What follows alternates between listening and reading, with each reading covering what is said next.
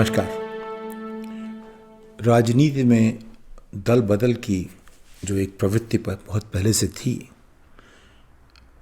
और जिस पे अंकुश लगाने के लिए कुछ कानून बनाए गए, वो अभी तक जारी है। उस पर कोई अंकुश नहीं लगा है, क्योंकि जब तक तमाम दल इसको शह देते रहेंगे, इसका कोई इलाज नहीं है। जिन्होंने राजनीति को लंबे दौर में देखा है, शायद याद हो कि 1967 से 71 तक करीब 4000 के आसपास जो हमारे विधायक होते हैं, उनमें से 50% के आसपास ने दल बदले, कुछ ने कई बार बदले। और तब बात हो गई थी एक आया राम गया राम, क्योंकि हरियाणा में सभी लोगों का नाम कुछ तो लाल था या कहीं कहीं राम था। तो आया राम गया राम एक मुहावरा बन गया था, ये बताने के लिए कि राजनीति में दल बदल कितना आसान है और वहाँ किसी नीति की, मूल्य की, आइडियोलॉजी की उसकी कोई महत्ता नहीं है। सब लोग सिर्फ शासन के लिए आते हैं। सरकार में आने का मतलब है सत्ता पाना, यानी कि ऐसी ताकत जिससे कि सरकारी जो धन है या लोगों का जो पैसा है उसका अपने हिसाब से इस्तेमाल किया जा सके और अपने फ़ायदों के लिए किया जा सके, अपनी कॉन्स्टिट्यूंसी के लिए नहीं, सिर्फ व्यक्तिगत फ़ायदों के लिए हो सके। तो एक संविधान की स्थापना होती है बड़े बड़े आदर्शों के साथ, मूल्यों के साथ, और उसकी जो व्यावहारिक तौर ढंग से जो देखें उसका इस्तेमाल होता है या उसकी एक तरह से जो जिस तरह से व्यक्त होता है, व्यक्ति उसकी मिलती है हमें, वो उस पर होती है कि हमारे लोग कितने आदर्शवादी हैं, वो खुद किस हद तक उन अपने मूल्यों को, आदर्शों को मानते हैं। और उस तरह से देखें तो लगता है कि राजनीति में आदर्श और मूल्य का ज़्यादा महत्व नहीं है। ये बात ठीक है कि एक हद तक जितनी बड़ी बड़ी पार्टियां हैं एक हद तक जुड़ी रहती हैं, उनमें दल बदल 100% नहीं होता, 50% अपने आप में एक ऊंचाई थी, उसके बाद 5-10% होता रहता है। लेकिन जब कानून बनाया गया 1985 में, जब राजीव गांधी बहुत बड़े बहुमत से प्रधानमंत्री बने, जब उतना बड़ा बहुमत हो, जबकि इनके पास तो इतिहास ज़्यादा बहुमत हो, तो कुछ भी कर सकते हैं, तो उन्होंने ऐसा नियम बनाया। एक कोशिश की गई जो कि शुरुआत इसकी हुई थी 67-68 के आसपास। एक हमारे गृह मंत्री थे YV चवन, उसके पहले वो थे मुख्यमंत्री महाराष्ट्र के, और उनकी काफ़ी प्रतिष्ठा थी। उनको कहा गया कि इस पर आप अपना सुझाव दीजिए। उनकी कमेटी ने जो सुझाव दिए उन सबको लेकर के एक करीब समझिए आप 15-16 साल बाद एक संशोधन किया गया संविधान में। उसमें ये कहा गया कि जब तक एक बड़ा तबका जो 2/3 अगर हो लोग उसमें दल बदलें या किसी पार्टी के साथ मिल जाएं, तो उनको हम डिस्क्वालीफाई नहीं करेंगे, यानी उनका जो विधायक या सांसद का जो पद है वो बना रहेगा। उससे कम में उनको इस्तीफ़ा देना पड़ेगा। और उसके बाद बात हुई इसको कौन इसके ऊपर अंकुश लगाएगा, किसका काम होगा, किसको इसकी निगरानी रखे। तो वो काम सौंपा गया स्पीकर को, लोकसभा और विधानसभा के। लेकिन विधानसभा और लोकसभा के स्पीकर जो होते हैं वो भी किसी पार्टी विशेष के होते हैं। अगर आप जीवन भर एक पार्टी के साथ रहे हों, आप एकाएक कैसे निर्दलीय बन जाएंगे? ये अपने आप में सोचने की बात है। तो जो मानवीय कमजोरियां हैं, जो आदर्श के साथ हम लिखते हैं और मानवीय कमजोरियों के साथ हम जीते हैं, इन दोनों का जो संघर्ष चलता रहता है राजनीति में, वो हम आज देख रहे हैं महाराष्ट्र में। महाराष्ट्र में कुछ नई बातें भी हुई हैं और कुछ जो हमेशा आप देखते रहते हैं। पहली बात तो ऐसी होती है कि जब भी किसी को विधायकों को जोड़ना होता है, जब कोई ऐसा मौका होता है कि सरकार गिरानी है या बचानी है, तो विधायकों को पता नहीं किस तरह से उनका अपहरण करके किसी दूसरे राज्य में ले जाते हैं। दूसरे राज्य में उनके साथ उन राज्यों में जहाँ जो टूटना चाहते हैं उनके समर्थक लोग हों, जो उनका समर्थन कर रहे हों, उनकी सरकार हो, और फिर उनकी ही पुलिस से, जिस राज्य में जाते हैं उनकी पुलिस से उनका संरक्षण किया जाता है और आदर्शों की बात खत्म हो जाती है। अभी आप ये देखिए कि भाजपा जुड़ी हुई है, लगी हुई है किसी भी तरह से जो महाविकास आघाड़ी सरकार महाराष्ट्र की है, जिसमें शिवसेना और राष्ट्रीय कांग्रेस पार्टी और कांग्रेस पार्टी, जिनके शायद करीब 55-51-44 इस तरह के उनके सीटें हैं और उनके पास अच्छी खासी मेजॉरिटी है, क्योंकि बीजेपी के पास कुल 106 सीटें हैं। तो उसमें से अगर तोड़ा जाए, 30 लोग निकल जाएं, तो सरकार तो नहीं गिरेगी, उससे नंबर तो नहीं खराब होते, लेकिन एक अपने आप में थोड़ी मुश्किल बढ़ जाती है। अगर वो 30 की जगह जो शिंदे साहब हैं, उनके जो एक मंत्री हैं, जो 30 लोगों को लेके 55 से 30 लोगों को लेके गुजरात चले गए। गुजरात क्यों चले गए? कि वहाँ भाजपा की सरकार है और वहाँ उनको पूरा प्रेशर मिलेगा। उनको होटल में रखा गया है, जिस होटल में 400 गुजरात के पुलिस के लोग उनकी संरक्षण में उनको रखा गया है। जो लोग, जो विधायक निकल के वापस आना चाहते थे शिवसेना के, उनको पकड़ के फिर वापस कर दिया गया। यानी कि सरकार अपने आप में शह दे रही है उन लोगों को जो कि दल बदलना चाहते हैं। ये सरकार का काम नहीं है, लेकिन सरकार कर रही है, भाजपा कर रही है, गुजरात की सरकार कर रही है, और इसका पूरा का पूरा जो शह दिया गया है केंद्र से मिल रहा है, वरना ऐसा नहीं होता। इसमें भारतीय जनता पार्टी की जो राष्ट्रीय उसकी सामरिक नीति है ये, कि आप ऐसा करिए, पार्टी को तोड़िए, लोगों को वहाँ से निकालिए। अगर पार्टियाँ इस तरह काम करेंगी तो देश में जो आप बात करते हैं जनतंत्र की, वो उसका मतलब बदल जाता है। उसका मतलब हो जाता है ये ठग तंत्र हो गया। आपने, जनता ने लोगों को भेज दिया, उसके बाद जो लोग चुन के आते हैं अपने आप ठगी करना शुरू कर देते हैं। ठगी क्या हुई? हम अगर किसी पार्टी के वोट उसके चुनाव चिन्ह पर लड़ के आते हैं, तो हम सभी जानते हैं कि निर्दलीय लोगों को उनका चुनाव आसान नहीं होता। तो 95% से 99% जो है वजह जीतने की पार्टी होती है। हम पार्टी के नाम पे जीत के आएँ और फिर हम दूसरी पार्टी में चले जाएं, ये कहाँ तक क्या कहते हैं नीतिपरक है, कहाँ तक संविधान परक है। संविधान परक तो खैर समझा जा सकता है कि उसकी नीतियाँ हैं, लेकिन उसमें हमेशा कुछ न कुछ लूप होल रह जाते हैं। कानून कितना भी अच्छा हो, उसमें लूप होल रहेंगे। उस लूप होल का जो है इस्तेमाल करना अपने फ़ायदे के लिए, यही सब लोग करते हैं।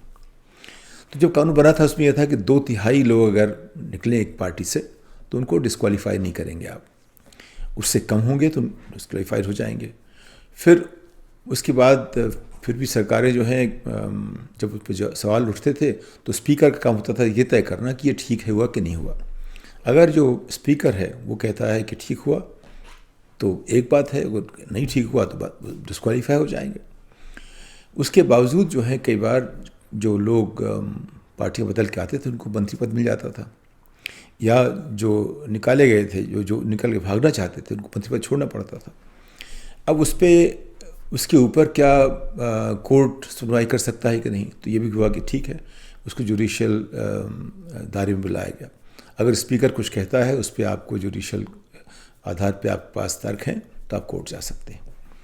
लेकिन सब मिला के जो स्थिति ऐसी है कि जब सरकार खुद ही इस तरह की चीज़ें करवाती है तो आप कहाँ से किस हद तक व्यवस्था को जो आया राम गया राम की बात से मुक्त कर पाएंगे। तो जो हमारे आदर्श हैं, आदर्श क्या है कि जिस पार्टी के साथ आए वहाँ बैठिए, अगर आपको बात करनी है अंदर बात कीजिए, उनको समझाइए कि हमारा दृष्टिकोण ये है, लेकिन अंत में जो राष्ट्रीय नेतृत्व का दृष्टिकोण होगा वही पार्टी का होगा। जो फ्रीडम एक्सप्रेशन की बात है कि हमारी अपनी आज़ादी की बात है, उसको लेकर के कुछ इसमें गुंजाइश भी चाहिए कि हमें ऐसा न लगे कि हम पार्टी में आ गए तो हमारा मुंह एकदम बंद हो गया। इसको लेकर के जो कानून में कुछ तब्दीलियाँ होती रहती हैं, थोड़ी बहुत संशोधन 2003 में भी हुआ, लेकिन सब मिला के स्थिति ये है कि हमारे कानून जो भी हैं डिफेक्शन वाले, एंटी डिफेक्शन के जो भी हैं, वो इस लायक नहीं हैं कि एक सरकार को स्थायी रूप से चलने दें जब वो चुन के आती है। तो उसका गिराना जो तभी हो सकता है जब उसका अपनी पार्टी के लोग अलग हो जाएं, उनमें फूट पड़े। अगर उनमें फूट पड़े तो अगर 2/3 से अलग हो रहा तो जाहिर है कि सरकार गिर जाएगी। अगर 2/3 से कम है तो जो लोग ऐसा कर रहे हैं उनको निकाल दिया जाएगा, उनको निकाला जाएगा, उनका फिर से चुनाव होगा, दोबारा उसमें इलेक्शंस होंगे। तो यानी प्रक्रिया ऐसी कैसे बने कि आप कायदे से एक स्थिरता ला सकें सरकार चलाने में। और जो इस तरह की, जैसे कि महाराष्ट्र में गड़बड़ हुई, पहले कर्नाटक में हुई, मध्य प्रदेश में किया गया, जगह गोवा में हुआ, भाजपा ने अपना एक नियम बना लिया है कि चुनाव में कोई भी जीते वो तोड़ मरोड़ के अपनी सरकार बनाएंगे, ये उनका अपना मानना है। वो इसलिए संभव है कि हमारे नियम जो हैं ऐसे साफ सुथरे नहीं हैं कि उनके आधार पे हम स्थायी सरकार बना सकें। जब जनता का जो मैंडेट है वो बिल्कुल साफ है, उसके बाद भी ये जो खरीद फरोख्त होना शुरू हो जाए विधायकों की, तो आप समझ सकते हैं कि हमारे कानून कितने अपर्याप्त हैं। तो ये खरीद फरोख्त होती क्यों है? पहली बात तो ये है कि सभी लोग इंसान हैं। जैसे हमें अब रंजन गोगोई की जो वो लाइन है, सबसे बड़ा उनका कंट्रीब्यूशन मुझे मानना पड़ेगा यही है कि जज जो है कोई आसमान से नहीं टपकते, तो विधायक और सांसद आसमान से नहीं टपकते। आपने देखा इसके अंदर जो सरकारें गिरी हैं, जब जैसे चरण सिंह की सरकार गिराई गई और बाद में चंद्रशेखर ने गिराई, चंद्रशेखर को इनफैक्ट चंद्रशेखर की सरकार भी, जो चरण सिंह की सरकार भी चंद्रशेखर नहीं गिराई थी, और बाद में भी 1990 में फिर उन्होंने गिराई थी, उनको काफ़ी अनुभव था गिराने का सरकार का। तो ऐसा क्यों होता है? एक तो ये है कि प्रलोभन ये है कि व्यक्तिगत प्रलोभन हो कि आपको उस जो नई स्थिति में ज़्यादा फ़ायदा होगा। दूसरा कुछ इसलिए कि वैमनस्य होता है, हम किसी की सरकार को गिराना नहीं चाहते हैं क्योंकि उनसे हमारी व्यक्तिगत मुश्किलें हैं, उसको लेकर के हम ढूंढते रहते हैं ऐसे जो नैतिकता वाले या तमाम तरह के ऐसे आयाम ढूंढते रहते हैं जिससे लोगों को जोड़ सकें। वो नेतृत्व की बात है, जो उनको जोड़ना चाहता है जोड़ ले। तीसरा ये होता है कि पैसों का प्रलोभन, वो अलग बात है। और आपने देखा खरीद फरोख्त होती है, इसमें नाम सुनने में आता है कि करोड़ों रुपए में खरीद फरोख्त होती है। आप सुनते होंगे, शायद बातचीत होती रहती है कि जैसे राज्यसभा के लिए कितने पैसे दिए गए। एक बार जो जिक्र आया था अखबारों में, जब आम आदमी पार्टी ने किसी व्यापारी को राज्यसभा के लिए नॉमिनेट किया पिछली बार, तो शायद 25-50 करोड़ रुपए की बात हुई थी। तो इस तरह की चर्चा होती रहती है। ये हाल राज्य वालों के साथ भी ऐसा ही है। तो यानी कि ये जो चुनाव में जितने पैसे खर्च होते हैं उसके अगर आपको 30-40-50 गुना पैसे मिल जाएं तो अपने आप समझिए एक व्यापार हो गया। तो राजनीति अपने आप में एक सरल व्यापार बन जाता है। तो प्रलोभन हुआ और ये पैसे की बात हुई, और एक भय भी होता है। अगर आप हमारी बात नहीं मानेंगे तो आपके खिलाफ कुछ न कुछ कर दिया जाएगा। और जैसे जानते हैं आप, करीब आधे से ज़्यादा लोग ऐसे हैं जिनके पास कोई न कोई आपराधिक मामले उनके ऊपर कहीं न कहीं लगाए हुए हैं। सबके ऊपर कहीं न कहीं FIR हैं, क्रिमिनल कंप्लेंट्स वगैरह हैं। तो सब मिला के जो है सभी लोग एक तरह से थोड़े से दबाव में रहते हैं। अगर सरकार चाहे तो दबाव डाल सकती है। आपने सुना होगा पिछले चुनाव में उत्तर प्रदेश में मायावती के 75 लाख वोट थे, जिनको सीटें नहीं मिली क्योंकि उनको बताया गया था ज़्यादा कोशिश ना करें कि उनके ऊपर ED CBI अगर लग जाएगी अगर ज़्यादा वोट काटने की कोशिश करेंगे। तो ऐसा लोग कहते हैं। जो वस्तुस्थिति है वो डॉक्यूमेंट के साथ कोई नहीं कह सकता, लेकिन ऐसा लोगों का मानना है, ऐसी धारणा बन गई थी। और ऐसा अखबारों में जो बाकी दूसरे विश्लेषक हैं उन्होंने इसका जिक्र भी किया। अब जो बात महाराष्ट्र की है, महाराष्ट्र अपने आप में भाजपा के आँख की किरकिरी बना हुआ है। उनको समझ में बात आनी रही, शिवसेना हमेशा उनके साथ रही थी। ये गलती भाजपा की थी। उन्होंने अपने शिवसेना के साथ जो उनके अपने अंदरूनी वायदे थे वो पूरे नहीं करना चाहते थे। उन्होंने खुद ही अपने हाथ से उस बाजी को हार लिया, अपने आप मान करके, अपने आप जानबूझ के ऐसा किया। और अब जो नई सरकार बन गई है, अब उद्धव ठाकरे लगता है कि ज़्यादा साफ सुथरे, उनके ऊपर आप ज़्यादा केस वगैरह नहीं कर सकते, उनके पास ऐसी कोई ज़रूरत नहीं थी उनको करने की, या ऐसा सरकार को मिल नहीं रहा है उनके ऊपर दबाव डाल सके। तो फिर कोशिश होगी पार्टी को तोड़ने की। कोशिश देखा आपने हुई कि जो शरद पवार की पार्टी है उसके खिलाफ क्या क्या मुकदमे हो सकते हैं, उसकी कोशिश की गई। शरद पवार काफ़ी कद्दावर नेता हैं, नहीं जीत पाए उस पर। कांग्रेस के लोगों को देखा आपने, उन्होंने अभी पकड़ रखा है अनिल देशमुख, नवाब मलिक, NCP के उनको अंदर किया गया है केंद्रीय सरकार की वजह से। तो कोशिश सारी इस तरह की कैसे महाराष्ट्र की सरकार को गिराया जाए, और भी सारा जोर लगा हुआ उस पर। अब अगर गुजरात में ले जा करके गुजरात की सरकार, वहाँ की पुलिस उनका संरक्षण देगी, कहे कि तुम वापस मत जाओ महाराष्ट्र, तो ये कैसा एक अपने आप प्रेसिडेंस बनता है। इसकी अगर ऐसा होता रहेगा तो हमारी राजनीति का रुख क्या बनेगा। तो इसमें देखिए नैतिकता बिल्कुल नहीं है, भाजपा के पास कोई भी नैतिक वजह नहीं है ऐसा करने की, दूसरों के पास कोई ऐसा तरीका नहीं कि इसको रोक सके। हमारे जो कानून हैं वो अभी भी लचर हैं, इस मामले में ठीक नहीं हो पाए हैं। जब मैंने शुरुआत की थी जनसत्ता की तो प्रणब मुखर्जी उसी आसपास वित्त मंत्री बने थे, तो हम लोग बैठा करते थे 1-2 घंटे कभी एक बार आमने सामने बात करते थे। उनका ये कहना था कि जब हम कुछ भी बनाएं तो ये तो लोग लूपहोल निकाल लेते हैं। मेरा मानना था कि अगर आप एक उद्यमी समाज में लोग हमेशा नियम का कोई लूपहोल निकाल लेंगे, तो नियम ऐसे होने चाहिए जो कि सपोर्ट करें, ऐसा ना हो कि जो कि रिस्ट्रिक्ट करें, जो करें तो बहुत साफ साफ ढंग से करें।